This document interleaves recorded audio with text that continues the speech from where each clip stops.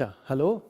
My name is Jörg Krebber, and I'd like to continue on this very, very important balance of life, because if this balance of life is not there, then simply there is no life, right? Because life is depending on this exact system of what we call sodium, potassium, and here I've written it down for you.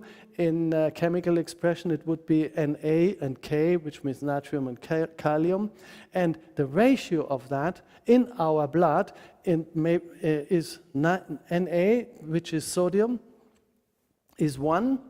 And inside the body cell, which is potassium, is 20. So 20 to 1 is the intra-extracellular body fluids. And they are exactly made like this. And this balance of 20 to 1, this is inside the body, and that's outside, that's salt. And inside we have no salt, we have the potassium inside the body cell. So that is why the medicine says, well, we have so much more of the potassium, so we have to give a lot more food into the potassium. That's wrong. You don't have to give more or less. What more important is, and that was actually the issue of this and the subject of these chemical Nobel Prizes, because they found out if you, for example, and now I give you an example, if you eat a banana and the ratio of the banana is not your ratio 1 to 20, 20 inside, 1 outside, the salt and potassium, right, banana 3 to 3,000, 3,000 in potassium, and only this here is salt. So what kind of a ratio do you have? That's 1 to 1 and 1,000. So you are, and here we call it 1 and 20. How many times more acid is actually a banana? Now what happens is, and that is written, very clear written in these wonderful 100 of pages of explaining how our body fluids are working. This is our ratio in a human being, and this is 1 to 1,000, so we eat much too much of potassium. Now what happens if we disturb this ratio from inside and outside? Then they found out that too much potassium coming along in the food and no sodium is coming along anymore in the right ratio, the body from inside the cell is able to reproduce that. So they bring out that what you didn't put into the food. But by the time they do that and on and on and on, you miss actually, by eating, now it's very contradictory to say that, but it's true. The more you disturb this ratio and the more potassium we eat and the less sodium we eat, the more the body cell has to make up this missing ratio by depriving from within the body cell the amount of potassium, and that is being converted into sodium and travels out of the body cell, into the bloodstream, because the knowledge of our body cell is that it knows it has to maintain this absolutely 1 to 20 balance. So what's the use of eating a banana if you do not know how to balance it properly? If you would eat the banana with the peel around it, you have a better ratio. Right? But obviously nobody does like that. Right? So what about the pretzel? The pretzel is the opposite. The pretzel is 500 on sodium, as we know, because it's grain, rich on sodium, less potassium. Then it's rich in salt, because it's the flour is baked in salinity. And then salt on top of it. So the ratio is 1 to 1. 1 to 1. No, now we are on the other side. A pretzel, to eat a pretzel and not drink something to it is kind of like attempted suicide, right? Because you are doing that what really damages your kidneys. Too much salt. But too little salt over a long time also damages your kidneys. So what is health? Health is then functioning if I give my environment, perfect environment, into the body cell and around, so that the body fluids are not being disturbed at all. And when I have managed that knowledge, then only then I can start to bring all the other ingredients of food into that what the body needs, because then he does not have to maneuver into one or the other direction. And what is it the help if we give, for example, to somebody a lot of vitamin C, and everybody hates vitamin C? I never eat fruits. My whole life I have plenty of vitamin C. Actually, who has the most amount of vitamin C in their blood? Is that the Eskimos. How comes?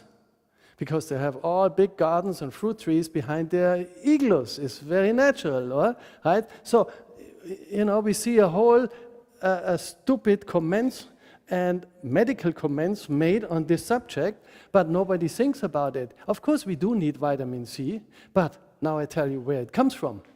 Not from fruits, because there's very little in it. But if we eat green leafy vegetables, for example, parsley has 10 times parsley. Has the green leafy parsley or coriander, has 10 times more vitamin C. A kale, beautiful green kale. You know how much on 100 gram kale and 100 gram orange? How many more times of vitamin C is in 100 grams kale? 2,000 times more. Why is that not being told? If you start eating kale, and when you go back, we can't get here kale, but when you go back, and in the colder climates, kale is growing. It's a winter vegetable. It's beautiful, and the darker and the greener it is, and the more it is together, the more healthy it is. Every day you eat and chop that up. But not only it has vitamin C in a real good amount, but the sodium-potassium balance is quite perfect as well. So eating kale, makes you absolute healthy. And there was a woman, she was, Hulda Clark. She was in America because she knew all this. She was not a doctor, she was a chemist. And she found out about all that, and she had a lot of people cured with that. But that's the one and only thing you cannot do, cure people, right, by food. And so she was banned and had to go away, and her clinic was closed, and she went over to Mexico, Tijuana, and opened it there again. So what's going on with our planet? Right? If we teach people how to cure yourself, that's the biggest crime you can do by now. And it is. But here is a whole misunderstanding, and people are misled by that what's being brought up and out.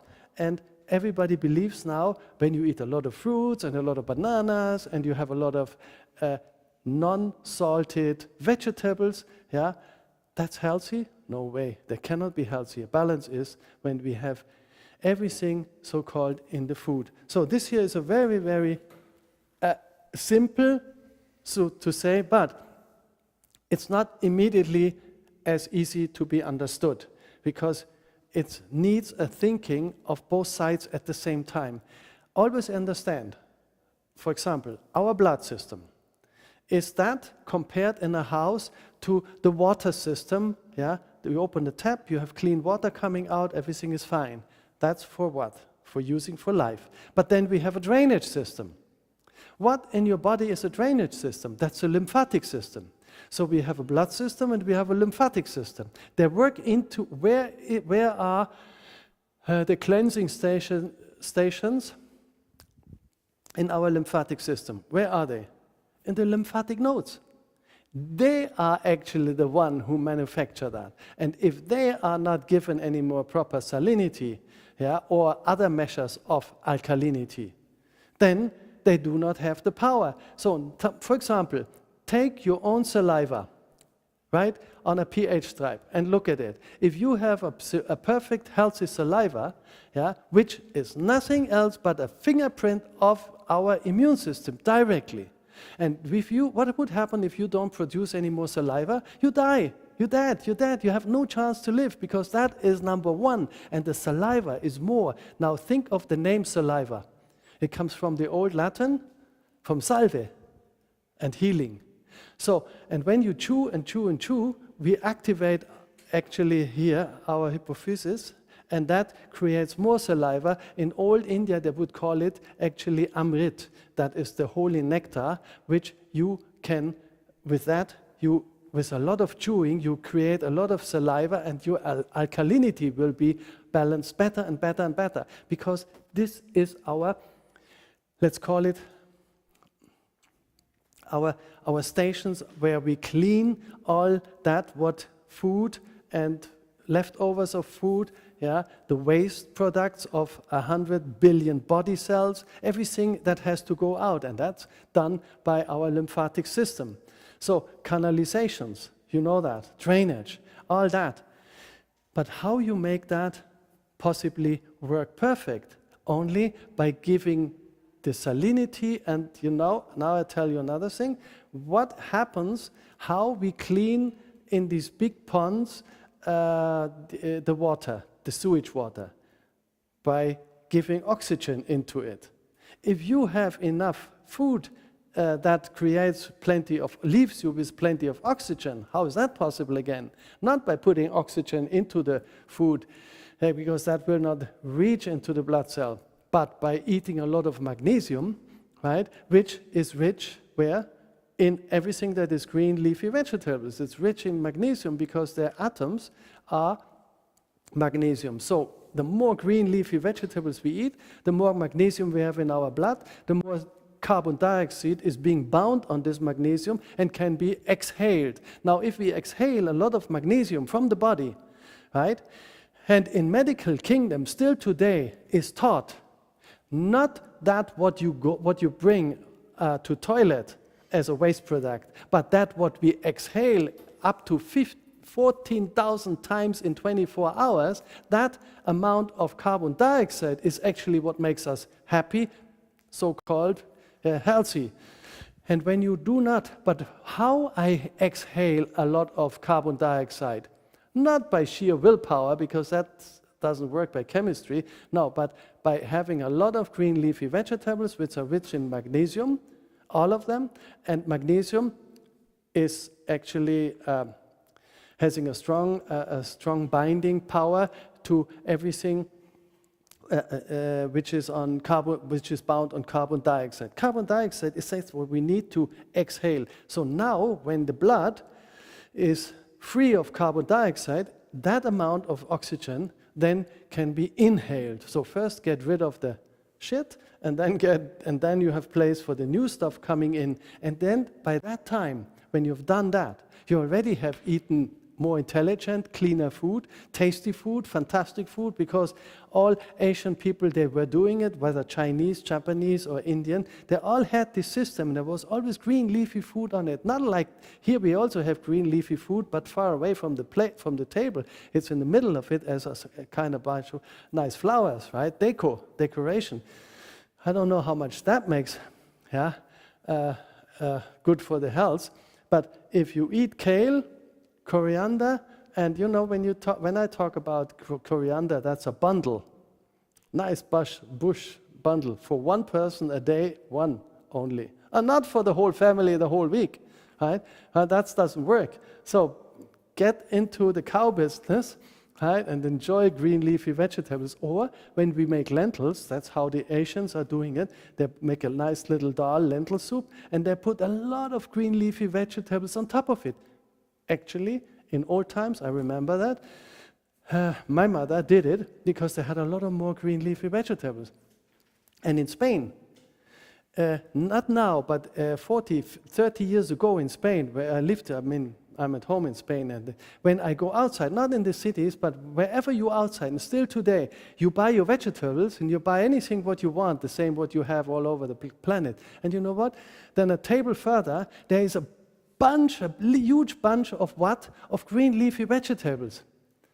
That, when you bought some root vegetables and all the onions and garlic and everything you bought, that was for you to take for free. You didn't have to pay. And in the outskirts here, in the countryside, still it is the customs, because that is part of it. So you have already paid for it. And when I was looking at these people, and then saw him, they had bag like this, and I was thinking in the beginning, they have rabbits at home, right? Or whatever. No, but they don't have rabbits at home. Yeah? they are themselves into that business. And they eat a lot because they make soups. They love to make soup, Spanish people, right? From lentils or chickpeas or beans. And then they stuff it full with this green leafy vegetable. It tastes fantastic, but besides tasting fantastic, there's a brain, there's an intelligence behind it. Because our most important thing is to understand that we do not poison by food our blood system, and we help by other measures, of which I just explained, to clean our sewage system, which is the lymphatic system. And that can only be by oxygen in the food. But how you get the oxygen in the food? Again, I say it again, not by putting oxygen in the food, it doesn't work, but by getting the carbon dioxide out of the body, and that again is by green leafy vegetables. So green leafy vegetables, in your country, in our country, wherever we go in the West, green leafy vegetables is a deco. Nobody, all the meat eaters, these cannibals, I call them, right? They just have that and nothing else. Poor, right? And they wonder why they're sick. No, they're only sick because they didn't understand how important certain chemical compounds in the food were and how much taste was in it on top of it. Plus, another thing is very important. When you do this, and when you eat beans and lentils, you have to add a lot of 10% of oil into it. But of course, very healthy, tasty oil. Why? Because without the oil, you cannot take the food and make it transport to the body cells. Because fatty acids are needed for vitamins, enzymes, and hormones. And they are actually the number one to bring everything that we ate onto the body cells. And to supply 100 billion body cells, you need quite a good amount of very, very healthy and pure and unrefined oils, right? Okay, that was it. Thank you.